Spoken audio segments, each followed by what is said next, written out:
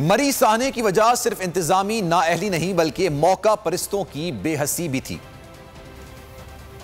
जिसने आलमिये को जन्म दिया। होटल मालिकान ने कई 100 गुना किराया वसूल किए, खाने पीने की अशिया भी दस्तरस में न रही। फंसे हुए सयाहों की मदद करने वाले भी बहती गंगा में हाथ धोते नजर आए। टायरों पर चेन चढ़ाने वाले हों या सवारी के घोड़े फराहम करने वाले, कोई भी इस सारे मामले में पीछे ना रहा। बेहिसी, मौका परस्ती और मनमानी, सबके इम्तिजाज से लिखी गई मरी की कहानी। होटल मालिकान बहती गंगा में हाथ धोते रहे, क्या रहाइश क्या खाना पीना, दाम कई 100 गुना लेते रहे। मुसाफिरों को रास्ते में भी दोनों हाथों से लूटा जाता रहा। मतलब लोकल लोग हैं, 10-10 हजार रुपए की गाड़ी को चेन लगा रहे थे, या हमने खुद 10 हजार रुपया दिया।